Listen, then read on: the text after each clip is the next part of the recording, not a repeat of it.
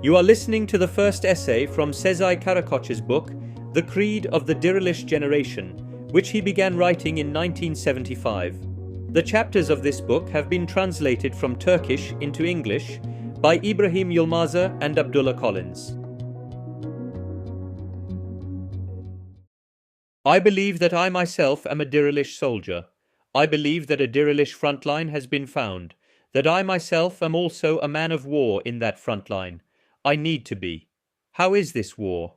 From before and beyond wars made with cannons, rifles, bombs, Molotov cocktails, or missiles with nuclear weapons or gas, is the war for the soul, a war amongst souls.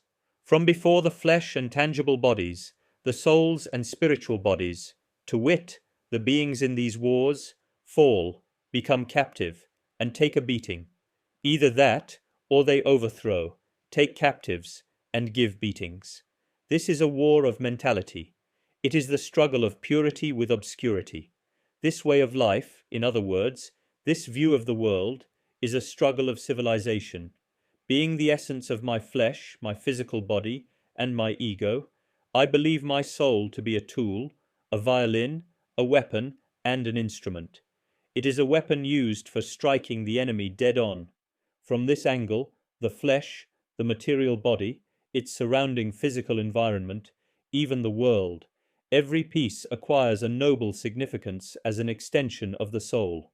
My body must be under the command of my soul. My soul should also take in the absolute universe, should be inspired by it, and should glitter and atone by it. Continuously within the struggle of the soul is the struggle to know God and be in God's presence. It is the soul that constantly wages war with the inner ego, which works hard to be an obstacle to this, with the entire memorialization of existence beyond me. Dirilish means to wage this constant struggle that the soul has unfolded, and to consistently emerge successful from it. I believe in God. I am a Dirilish laborer. I am a worker from the city of God. My pride cannot exist beyond being the smallest piece of sand in the wall that binds the Islamic community, and that is entwined by society. This is what God commends and from which God is pleased. I believe that those who believe in God are free.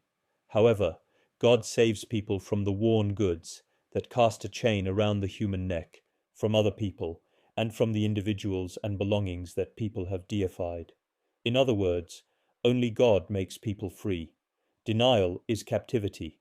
Belief is freedom.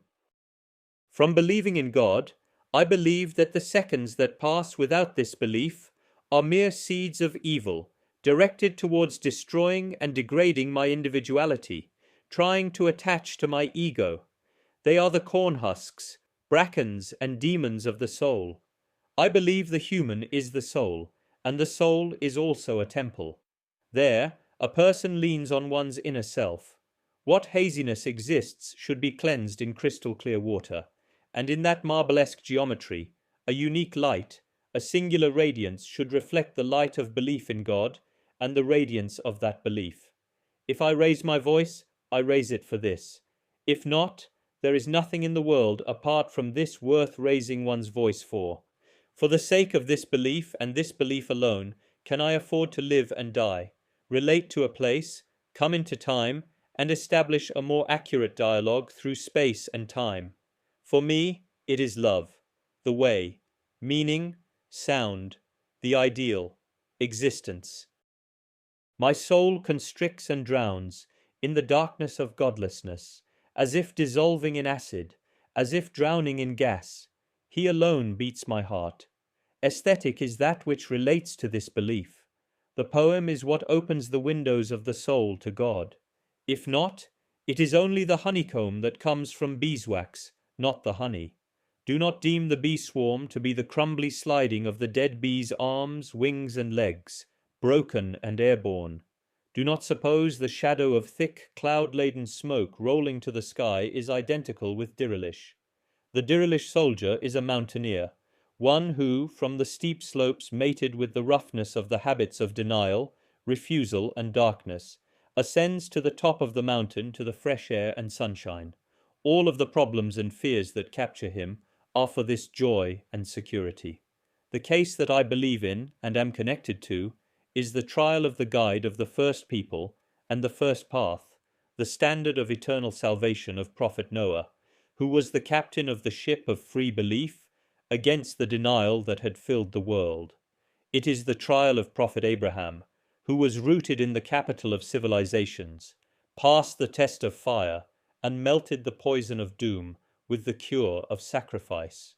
It is the trial of Prophet Moses, who raised on our horizon the golden rules to govern society like columns, and who defined them as the slate of history until Judgment Day. It is the trial of Prophet Jesus, who brings the dead to life with the breath that invigorates dead hearts. Finally, it is the trial of the greatest human and guide, keeper of the light for all humanity, the illuminator of the physic and metaphysic, the last messenger, Prophet Muhammad Source. Our trial and our struggle for the trial is the test of truth, the war of truth.